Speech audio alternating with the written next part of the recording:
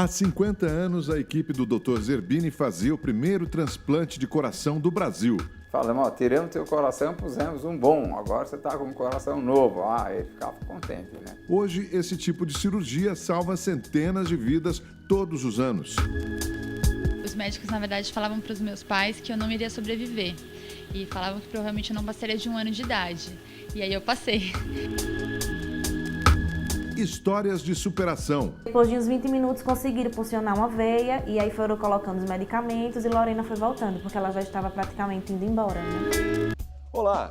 Há 50 anos, o coração de um jovem de 28 anos que morreu em um acidente continuou batendo no peito de outra pessoa. Era o primeiro transplante cardíaco do Brasil. O médico Euríclides Zerbini esteve à frente da cirurgia, mas o paciente morreu 28 dias depois. De lá para cá, a técnica para essa operação evoluiu. Só no último ano, foram feitos 380 transplantes de coração no país. Você vai conhecer agora histórias de pessoas que tiveram a vida por um fio e ganharam uma nova chance. Ele é o primeiro órgão a se formar no corpo humano. Começa a bater logo no primeiro mês de vida, quando ainda somos um embrião. Assim como o motor de um carro, um quadro de energia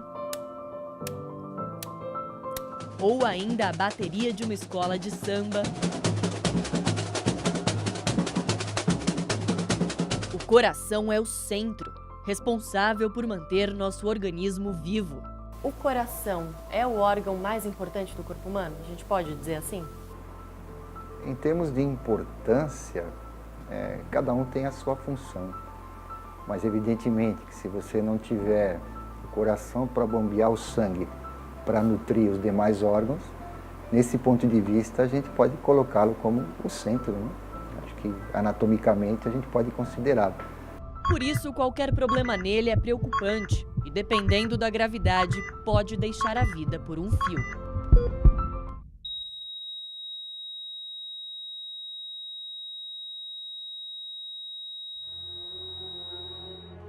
Lorena tem 1 ano e nasceu com miocardiopatia dilatada, uma doença grave e rara que ocorre quando o coração é grande demais e muito fraco. E após o 6º dia de nascida, foi que eu percebi, após a mamada, ela com a respiração mais ofegante. E até então eu percebi que tinha algo errado. Aí levei ela para a emergência mais próxima de nossa residência e quando chegou lá, a médica examinou e tudo e aí pediu um raio-x. Do raio-x, quando saiu o resultado, já foi diagnosticado o coração dela bem grande, principalmente o lado esquerdo. Durante alguns meses, ela foi tratada com medicamentos. Só que Larissa, que é do Maceió, decidiu vir a São Paulo em busca de uma segunda opinião. Aqui, Lorena deu entrada no Instituto do Coração já em estado gravíssimo. A partir daí, a família começava uma dolorosa batalha pela vida.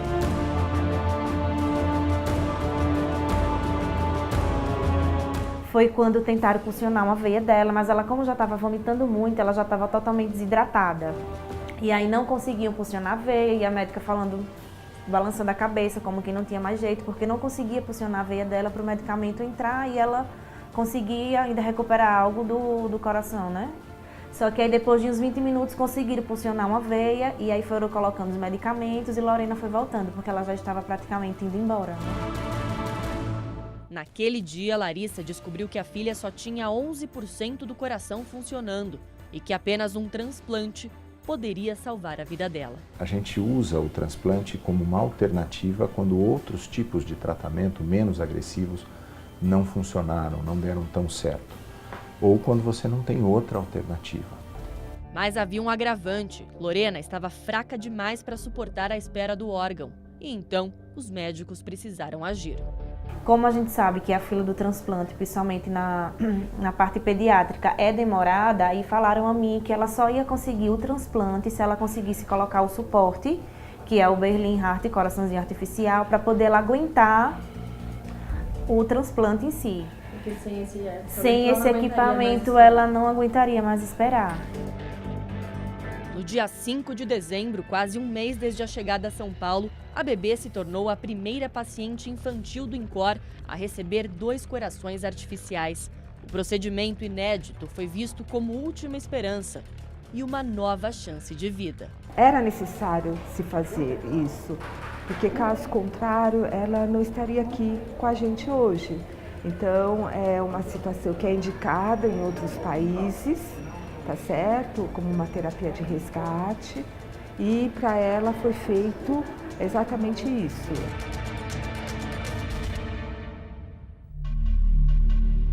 Eu vim até a UTI do hospital onde fica a Lorena, que olha só, hoje está de princesa. Esta é a sala onde ela fica e a gente vê na parede algumas fotinhos dela, na cama também vários brinquedinhos e aqui à frente está a máquina que mantém a bebê viva. Essa máquina funciona como 2 corações artificiais e ela é ligada por estes canos que chegam até a barriguinha dela.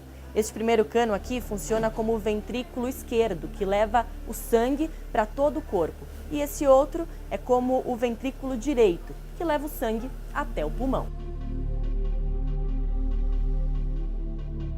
Mesmo com o equipamento, a preocupação ainda era constante. Isso porque existe um prazo limite para que o corpo suporte a intervenção de um coração artificial como esse, que geralmente é de 1 ano. Por isso, a ansiedade para o transplante era imensa. Na espera, Larissa e o marido criaram uma página nas redes sociais para divulgar a história da filha. Publicaram fotos dela, pedindo a conscientização sobre a doação de órgãos. Isso porque eles sabiam que só com a solidariedade de outra família, Lorena poderia sobreviver. Segundo o INCOR, um paciente internado fica em média 2 meses na fila do transplante de coração. Já para o paciente ambulatorial, o tempo médio de espera é de 1 ano e 6 meses. Mas no caso das crianças, esse período pode ser bem maior. Qual que seria o perfil de um doador compatível com a Lorena? Que fosse um peso até 3 vezes o peso dela, então até 18 quilos, que tivesse o tipo de sangue compatível com o dela. Então há uma série de detalhes para que possa ser compatível, a parte imunológica, de defesa. E tem que ter, o coração tem que estar bom e não pode estar infectado também. Da grande, vamos dizer, quantidade de potenciais e possíveis doadores, infelizmente nós só conseguimos usar uma pequena parcela desses órgãos, por vários motivos. Distância, dificuldade de obtenção, dificuldade de manutenção do doador, são vários motivos. E esse talvez seja o maior desafio. E se conseguir um coração doador já é difícil, imagina 2. Mila é mãe dos gêmeos Enzo e Benjamin, de 1 ano. Eles nasceram com a mesma doença da Lorena. Têm o coração grande, fraco e também precisam do transplante. Os 2 ter a mesma cardiopatia, no mesmo grau de severidade, é algo incomum, até entre os médicos da área. Agora, o coração dos 2 está com uma eficiência de apenas 12%. Mas apesar da gravidade, eles seguem a vida aparentemente bem. Que geralmente criança, quando estão nesse quadro, estão na UTI, estão sobre forte medicação, às vezes precisa estar sobre entubado. E eles não, estão conseguindo levar a vida normal. Às vezes a gente brinca assim, mãe, esqueceram de dizer para eles que eles são doentes.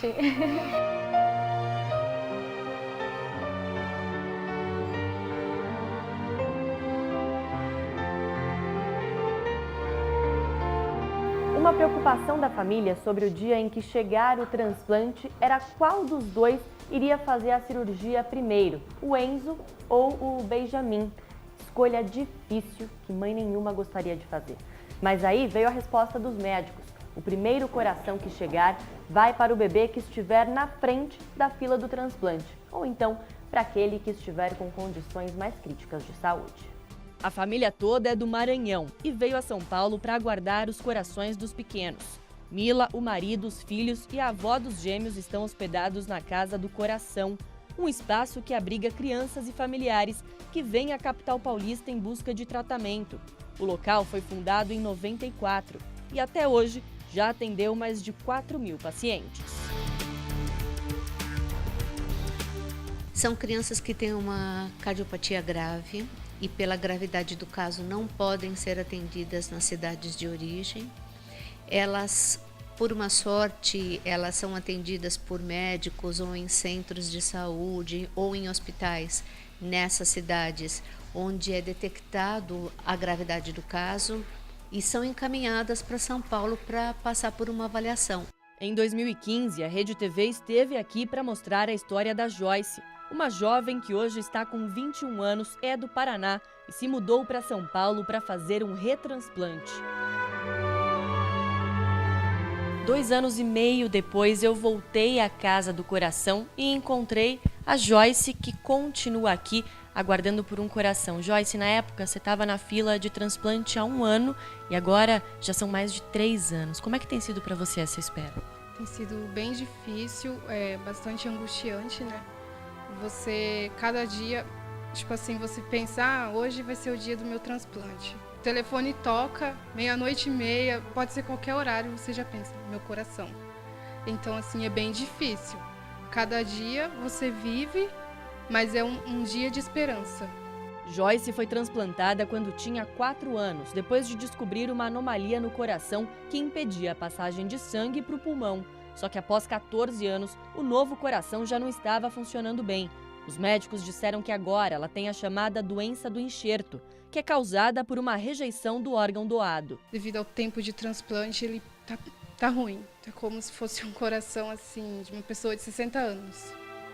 As coronárias dele está toda comprometida. Segundo o cardiologista Marcelo Jatene, cerca de 8% das crianças que recebem um novo coração precisam do retransplante. Isso não é uma regra, mas é uma possibilidade. A gente conta com isso. Tanto é que eles precisam de um acompanhamento muito próximo.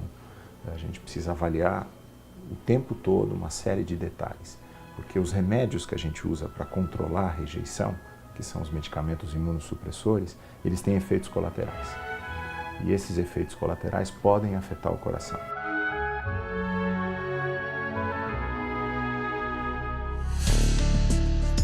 João Pedro é de Montes Claros, Minas Gerais, e esteve hospedado aqui com a mãe em 2012. Aos 9 anos, depois de sofrer uma pneumonia, ele descobriu que iria precisar de um coração novo porque o dele estava atrofiando. Eu tinha miocardiopatia restritiva com hipertensão pulmonar e eu cansava muito. Qualquer exercício que eu fazia, eu me sentia cansado, ou eu tinha crises de hipertensão pulmonar, que eu vomitava sangue, essas coisas, então eu sempre tive que ficar mais quieto na minha, sempre cuidando.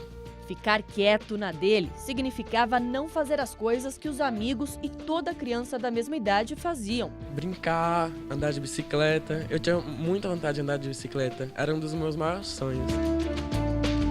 E era muito triste, porque ele falava assim, mãe, eu vou morrer.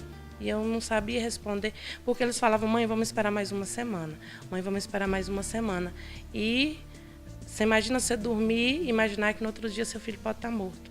Então é a pior sensação do mundo. A espera durou meses, mas quando finalmente o coração chegou, João Pedro ficou entre a vida e a morte. Teve hipertensão pulmonar grau 9 durante a cirurgia e quase não resistiu. Depois do transplante, precisou ficar 7 meses na UTI. Então foi muito triste mesmo. Mas graças a Deus hoje ele está bem.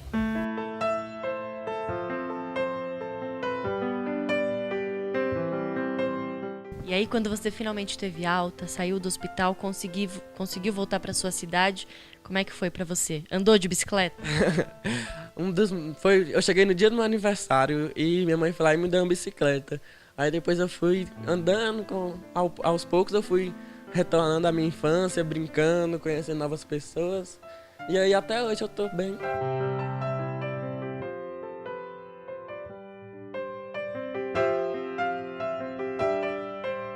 A maioria das crianças tem uma qualidade de vida ótima depois do transplante. Tem que lidar com uma série de detalhes, às vezes pode ter um pouquinho de diferença de crescimento do que seria o ideal, mas são crianças que crescem bem, saudáveis, intelectualmente perfeitas.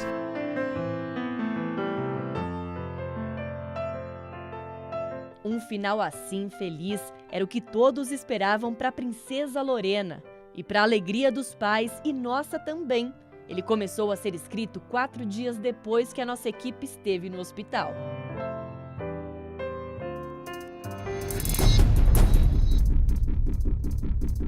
Sábado, 7 de abril de 2018, correria no INCOR.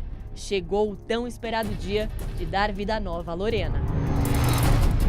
Tudo vai dar certo, ter esperança e é isso, se apegar muito com Deus.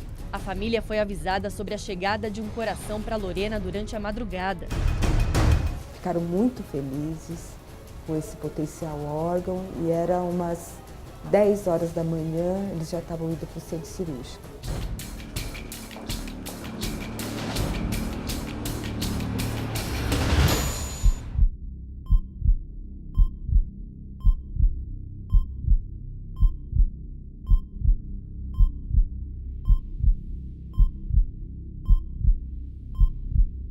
Foram 6 horas de cirurgia que eu imagino que para quem estava do lado de fora durou uma eternidade. Mas no fim ocorreu tudo muito bem, como esperado. E agora, mais de um mês depois do transplante, eu quero saber como é que tá a bebê Lorena, pai e mãe. Graças a Deus está se recuperando muito bem. Já fizemos a primeira biópsia, deu 0 de rejeição e estamos partindo para a segunda. Vocês já perceberam melhoras nela? Sim, com certeza, né? Cada dia é uma vitória, né? O passo é bem delicado, bem lento. Os primeiros dias ela sentiu muitas dores e tudo, mas enfim, cada dia ela está se recuperando bem, já está começando a comer por boquinha e tudo, já está interagindo melhor, já está voltando a sorrir, então cada dia é uma vitória.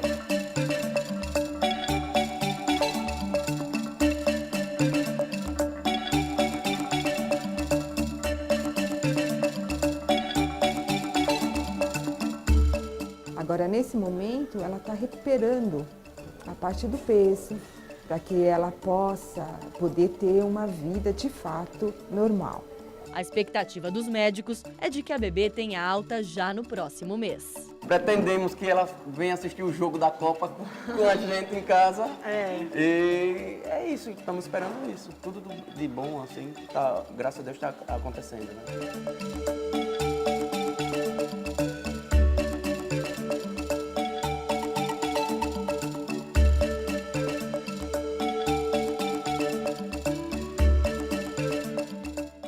Hoje, o Brasil é o segundo país no mundo em número de transplantes de órgãos, ficando atrás apenas dos Estados Unidos.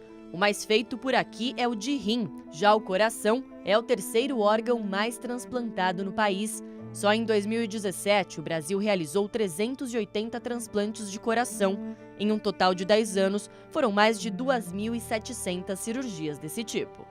Uma operação complexa, arriscada, mas que vem salvando vidas há 50 anos. O primeiro transplante cardíaco no Brasil foi feito no dia 26 de maio de 1968, aqui no Hospital das Clínicas, em São Paulo. Exatamente neste anfiteatro, que antes era uma sala de cirurgia. O paciente era o lavrador de Mato Grosso, João Ferreira da Cunha, conhecido como João Boiadeiro.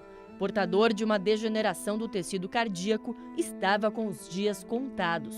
Ele estava num quadro de insuficiência cardíaca grave, coração enorme, ele estava descompensado, internado já, tentando compensar e não tendo uma resposta à terapêutica então usada. O cardiologista Noedir Stolf, estudante na época, teve grande contribuição para os estudos que possibilitaram o transplante.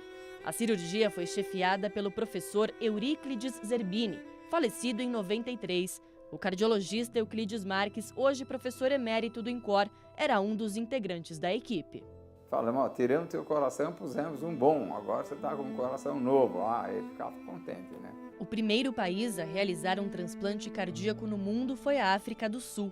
Por aqui, o procedimento ocorreu 5 meses depois. Mas, segundo Euclides Marques, o Brasil já estava preparado e poderia ter sido o primeiro. Os experimentos eram feitos por ele em cadáveres e em cães. Os animais vinham do centro de zoonoses da prefeitura. Aqueles que seriam sacrificados na antiga carrocinha eram liberados para os testes. Nós fizemos 200 cães, na verdade, não foi para treinar. Não foi.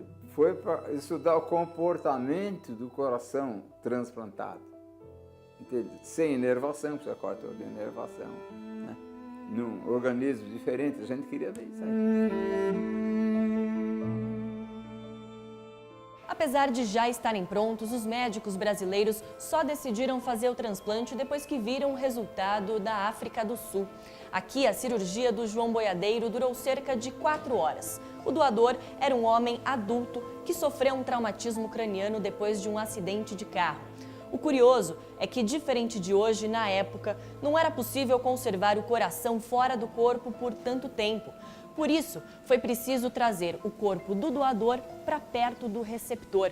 E então, os dois foram operados em salas bem próximas, uma ao lado da outra. E nos bastidores da cirurgia, teve também situações até então secretas, que viraram motivo de risada. Na hora de levar o coração numa bandeja, eu dei para o Valdomiro, leva lá, pega aí. Ele pegou e disse, o coração batendo, né? Ele disse, essa merda me cai no chão. Ele falou mesmo. Apesar de tanta responsabilidade em mãos, os médicos levaram essa primeira experiência com muita leveza. O segredo, o amor pela profissão. Nós viemos até a entrada do INCOR com o professor Euclides, porque aqui tem um painel com uma foto de 68, né? Com toda a equipe do Dr. Zerbini que realizou o transplante de coração. O senhor tá lá, né? Tá ali no painel. Ele tá iluminado. Quais são as lembranças que vêm à sua cabeça quando o senhor olha essa fotografia? Eu faria as palavras do professor Zerbini. Nunca me diverti tanto. Outro cardiologista que participou desse dia foi Magnus Coelho de Souza, falecido em 2008. Um orgulho para o filho dele, também cardiologista. Foi um grande avanço, né? É quase como o primeiro passo na Lua, né? E ter ido para a Lua. Ali eles mostrou que a cardiologia do Brasil, né? A cirurgia cardíaca do Brasil estava equiparada a qualquer outro país, né? Mas no fim, o paciente João Boiadeiro morreu 28 dias depois, por rejeição. As drogas que nós usávamos na ocasião, elas eram drogas menos efetivas e, na verdade, mais tóxicas, né? Condição totalmente diferente de hoje, segundo o presidente do INCOR. Como que é a vida pós-transplante de coração? Normal. Claro, tem os cuidados, tem as medicações, mas é uma vida normal. E a expectativa de vida, sobrevida?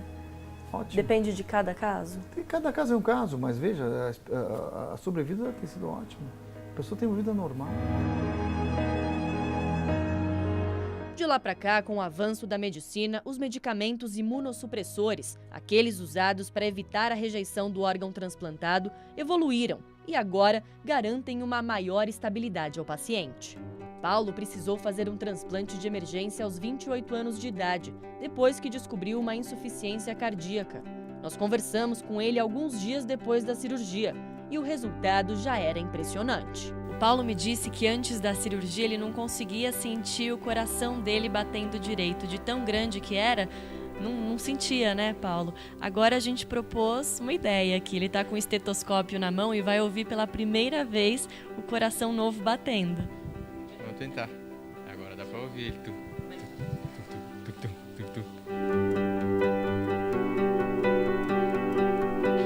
É até gostoso de ouvir.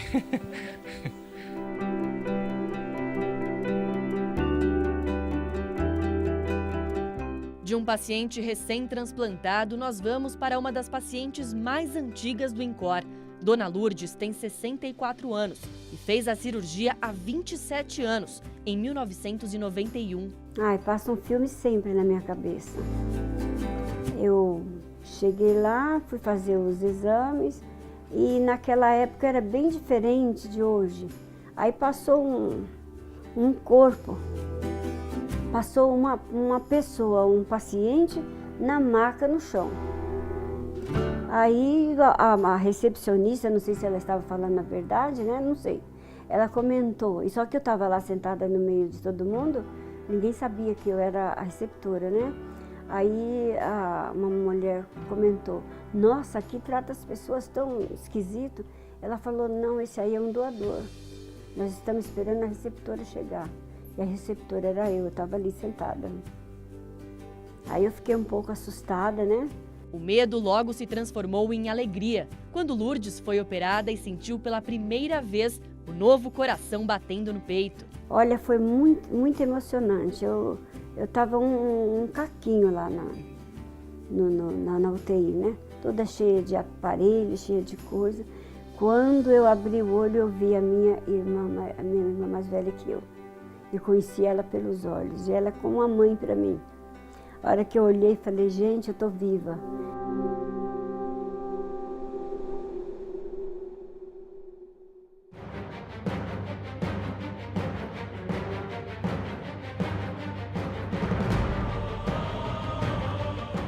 Em 2015, o Documento Verdade acompanhou o transplante do caminhoneiro André Dias, que desenvolveu uma insuficiência cardíaca depois de um infarto. A repórter Estela Freitas mostrou que a cirurgia dele só foi possível na 3ª tentativa.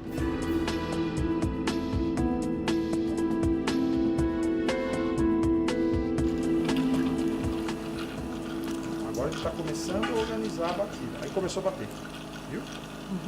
Percebeu? Começou a bater. Depois do sufoco, o transplante foi um sucesso. E já com um novo coração, André comemorou ainda no hospital os 25 anos de casamento. Renovando os votos? Sim. Que venham mais 25 anos, mais 30, 40 anos. Ele é o amor da minha vida. E você é meu amor.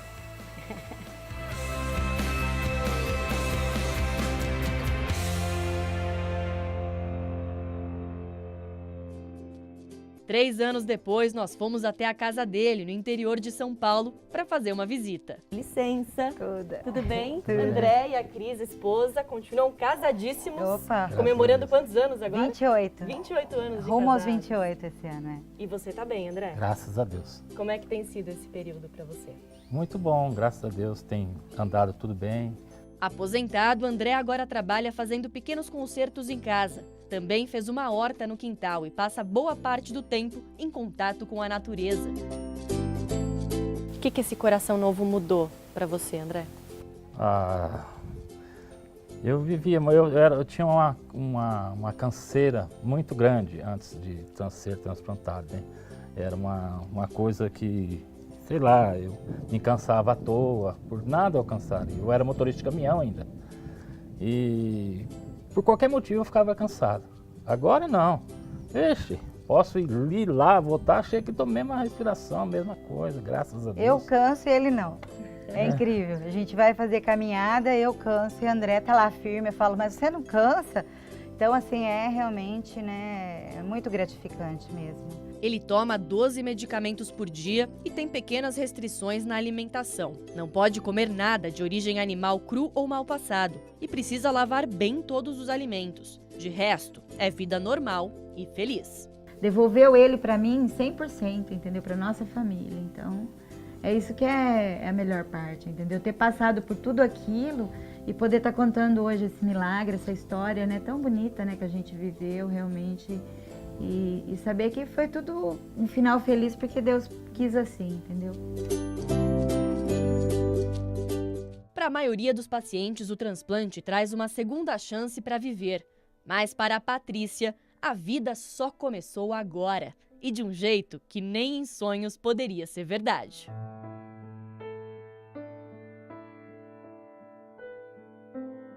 Quem conhece a história da Patrícia nem imagina que 3 anos atrás ela mal conseguia falar ou caminhar. Mas hoje, graças a um novo coração, ela se tornou triatleta e campeã olímpica. Patrícia, muito incrível, porque os médicos falavam que você não chegaria nem a 1 ano de idade. Sim, os médicos na verdade falavam para os meus pais que eu não iria sobreviver. E falavam que provavelmente eu não passaria de 1 ano de idade. E aí eu passei. Patrícia está com 32 anos. Até os 29, vivia refém dos sintomas terríveis da insuficiência cardíaca. 1 ano antes eu já estava de cama em casa. Eu às vezes estava deitada e eu pensava, meu Deus, como eu vou conseguir chegar até o banheiro? Então, eu estava muito debilitada. Na verdade, minha mãe precisava trazer a refeição até mim porque eu não conseguia andar até a mesa para comer. 5 meses antes da cirurgia, ela precisou ser internada e ficou na UTI esperando o novo coração chegar. Mas mesmo tão debilitado, o coração doente dela ainda tinha força total para amar. Foi ali mesmo, no leito do hospital, que Patrícia aceitou um pedido de casamento, bem no Dia dos Namorados. A gente teve um jantar, ainda que fosse na UTI, com todos os barulhinhos, entendeu? Nós estávamos ali juntos, nós estávamos vivendo, porque o pouco que eu tivesse para viver, eu queria viver. 1 mês depois, ela teve mais um dia especial. Com certeza, o mais especial da vida.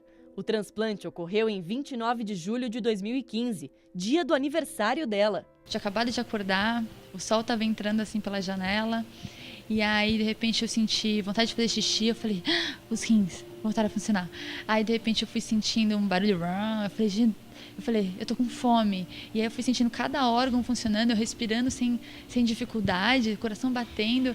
Eu comecei a chorar e eu comecei a cantar pra mim, sendo que fazia muito tempo que eu não ouvia a minha voz.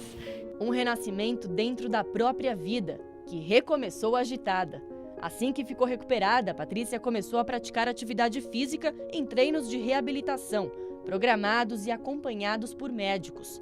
Aos poucos, a atividade virou esporte de alta performance, que rendeu competições e prêmios. Em 2017, ela foi medalhista na Olimpíada dos Transplantados em Málaga, na Espanha. É possível, então, um paciente transplantado fazer uma atividade física de alta performance? Sim, é possível. Depende, claro, da vontade da pessoa, de querer isso, da sua determinação. E claro que existam condições de saúde como um todo que permitam isso. Se nos últimos 50 anos o transplante cardíaco trouxe a vida para Patrícia, Lorena, João Pedro, Paulo, Maria de Lourdes, André, além de outros milhares de brasileiros, o que será que a gente pode esperar para o futuro? Bom, a Patrícia já sabe. O que aparecer aí, o que pintar, eu vou estar fazendo também. Vai ser pentatleta.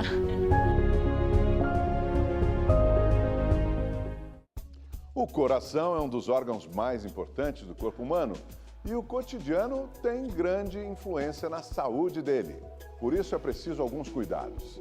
São recomendações simples, mas que nem todo mundo segue. E a prevenção ainda é a palavra-chave para evitar problemas cardíacos.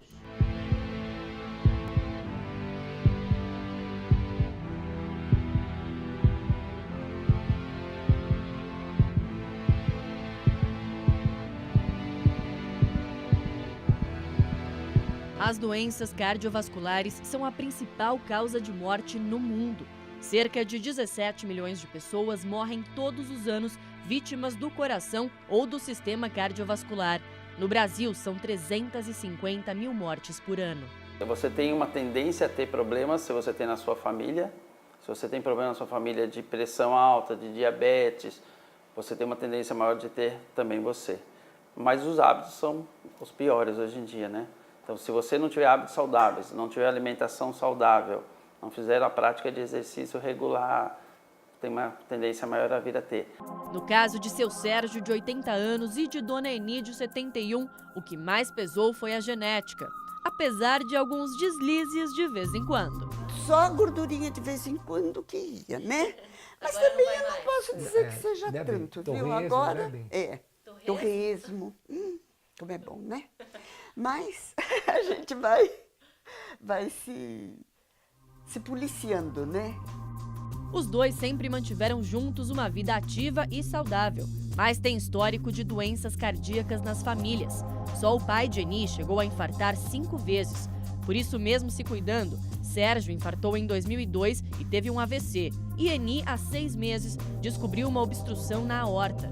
Depois de curados, o jeito foi redobrar a atenção para não ter mais susto. Eu procuro tomar os remédios mais ou menos sempre na mesma hora, começa por aí. Eu diminui um pouco o tamanho do meu prato, né?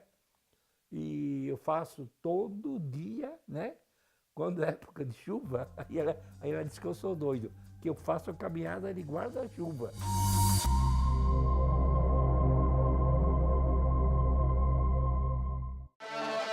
Quando o assunto é a saúde do coração, não tem tempo ruim. Faça chuva ou faça sol, ele está sempre querendo cuidados. A Camila é prova viva de que a vida moderna, de correria e estressante, pode prejudicar a saúde do nosso coração. Camila, o estresse foi o gatilho para suas crises sempre, né? Sim, durante mais de 20 anos, eu sempre tive essas crises de arritmia e era diagnosticada como uma pessoa estressada e ansiosa.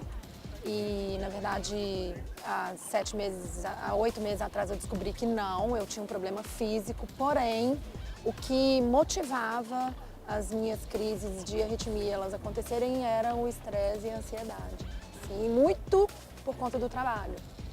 Você foi diagnosticada, o nome é difícil, taquicardia paroxística supraventricular. O que essa taquicardia causa no seu coração? Quais são os sintomas que você tem? Eu tinha umas crises, os meus batimentos subiam muito, assim, para cima de 200, 220, 230. As crises fortes aconteciam quando você estava naqueles momentos bem estressantes durante o seu serviço? Exato. Às vezes, já aconteceu de eu estar focada num evento e trabalhar 4 meses para aquele evento. O evento acabou meio-dia e aí era assim, acabou meio-dia, 1h da tarde eu estava no hospital. As pessoas estão muito estressadas e muito ansiosas, porque os telefones celulares não deixam mais elas em paz. As pessoas estão trocando e-mails de trabalho 00:15, deitado na cama, tá errado.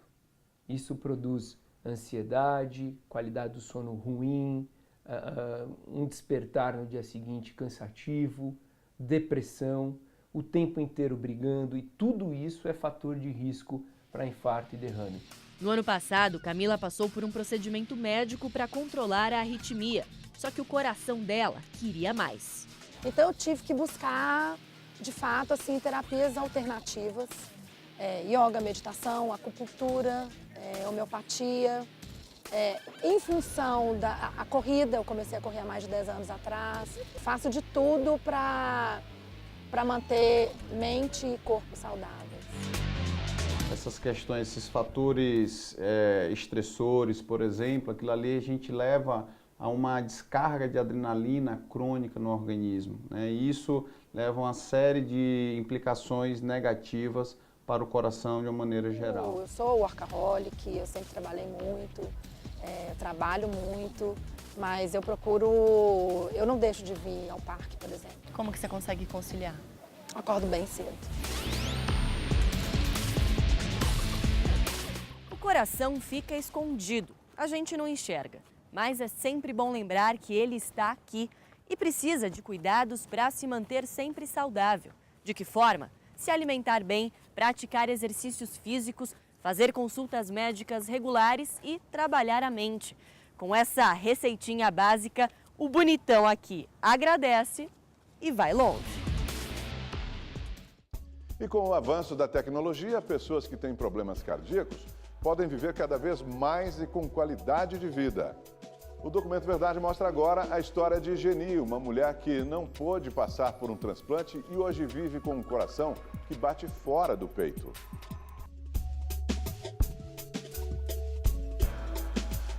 Imagina carregar seu próprio coração nas mãos. Com a Geni é assim, e ele vai desse jeito para qualquer lugar. Hoje o coração da Geni bate fora do peito, isso graças a esse aparelhinho aqui, companheiro, que está sempre com você, né, Geni? Sim. Mostra pra gente como é que ele funciona.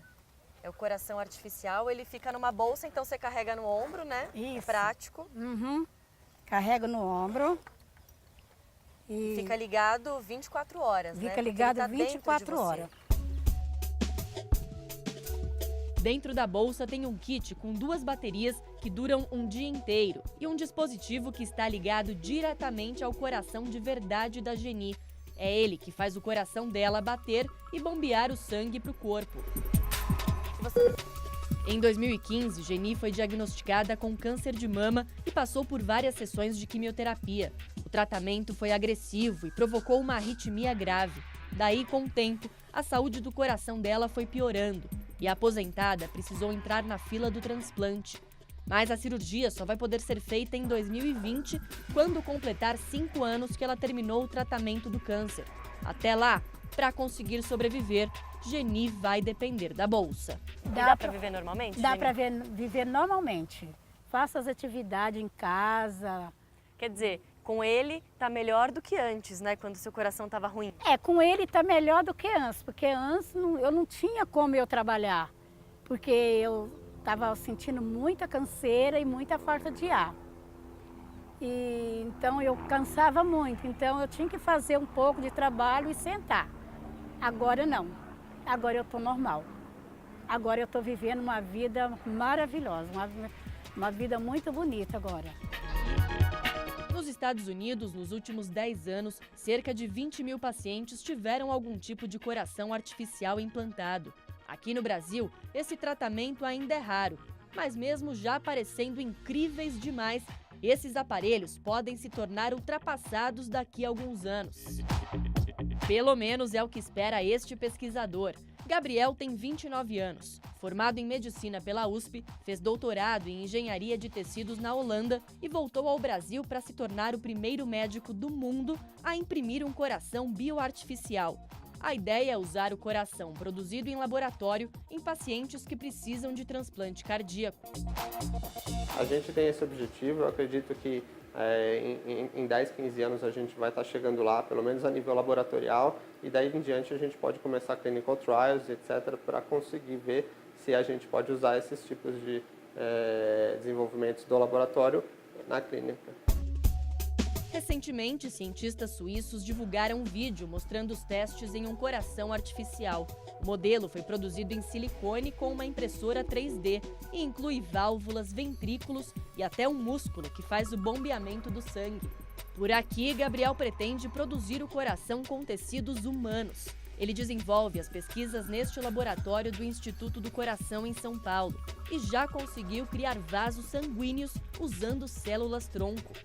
O Gabriel separou aqui pra gente ter uma noção de como que é um vaso sanguíneo criado em laboratório. Tá aqui dentro, a gente não consegue tirar porque precisa manter preservado, né, Gabriel?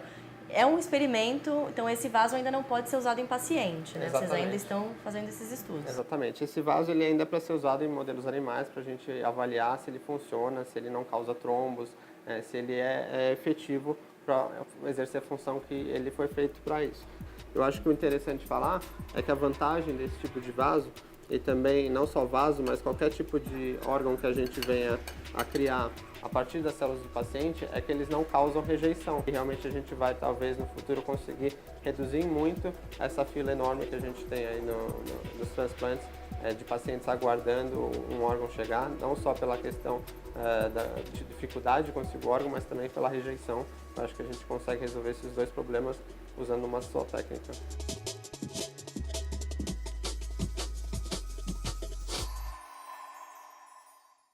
O Documento Verdade fica por aqui. As reportagens que você assistiu neste programa também estão disponíveis no portal da Rede TV. Até mais!